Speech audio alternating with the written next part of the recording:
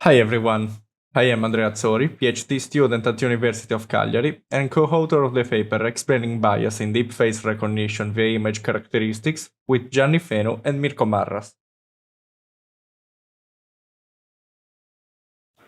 In our paper, we investigate bias in face recognition models at different granularity levels, analyze the impact of image characteristics on disparities of model performance, and identify correlationships between image characteristics and disparate error rates, aiming to provide insights on when and why disparities of error rates arise across multi-attribute demographic groups. Our work was based on the DiveFace and VGG-FACE2 datasets. DiveFace is a state-of-the-art dataset balanced with respect to ethnicity and gender, while VGG-FACE2 is a dataset commonly used as a benchmark for face recognition models. DiveFace was divided into two balanced parts. 70% was used to train our models, and the remaining 30% was used in the testing phase, together with VGG-FACE2. Our framework consists of two main parts. The face recognition part was developed to perform image preprocessing operations, model training, creation of image pair for verification, and extraction of embeddings and model performances. On the other hand, the explanatory part is devoted to extracting image characteristics such as the presence of facial hair, makeup, or occlusions. It also deals with error rate and relative fairness computation, and with obtaining correlation and weights between extracted characteristics and error rates. For our experiments, we combined 5 state-of-the-art backbones with 2 classification heads, resulting in a total of 10 face encoders on which to perform our analysis. For each backbone, we choose the classification head with the best equal error rate and false rejection rate at false acceptance rate 1%, highlighted in green in the table below. All backbones perform better using MPC face as head for our models. By using the framework described and the models highlight, we aim to answer two main research questions. In the first one, we asked whether the disparities observed by considering only one protected attribute at a time remain valid on groups obtained by combining these attributes, analyzing the results obtained separately for false rejections and false acceptances. In the second one, we ask whether, and to what extent, there are correlations between unprotected attributes intrinsic to images and error rates.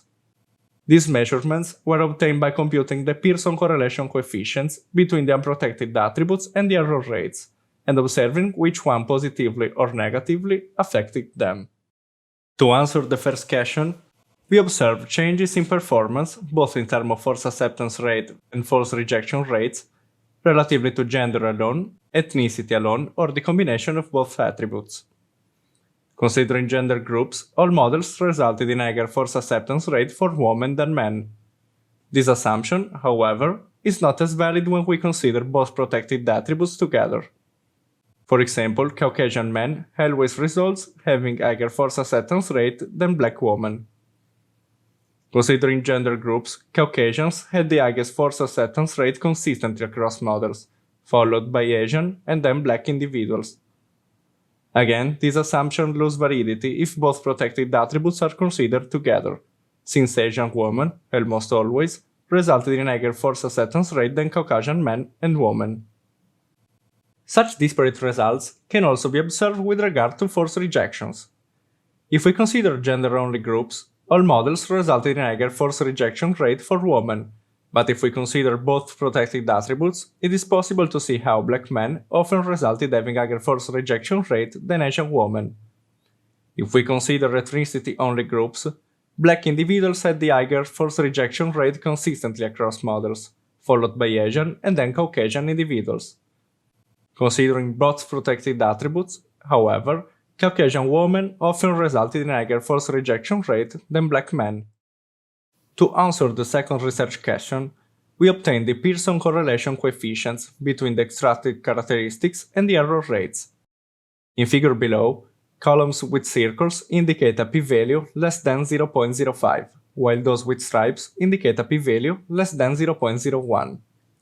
From the results obtained, it can be seen that false acceptance rate were positively correlated with non-protected attributes like makeup, exposure, and smile, and negatively correlated with facial hair, face occlusions and orientation, and image distortions.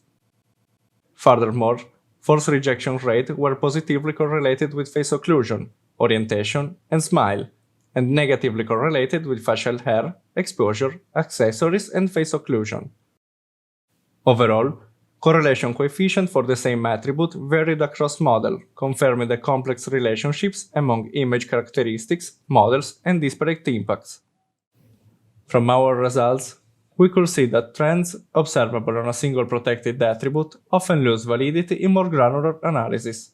On both error rates, most analyses reported strong contradictions between the results obtained with a single protected attribute and those obtained with their combination. In addition, correlations were proved between some unprotected attributes, especially makeup, facial hair, and exposure, and error rates. Both, but especially the false acceptance rates, are found to be strongly impacted by changes in the presence of some unprotected attributes, reporting positive and negative influences in equal measure. In the future, we will conduct analysis on characteristic sets larger than those on this study, thus taking into consideration a more explanatory set of features. In addition, multi-factor tests and explainability techniques at the image level will be integrated to go in and analyze the possible interdependence between unprotected features in order to be able to better understand, through the use of causal reasoning techniques, how models using face recognition tend to acquire bias and what causes this behavior. I really hope you enjoyed this presentation. Thank you for your attention and see you in Abu Dhabi from October 10th to October 13th.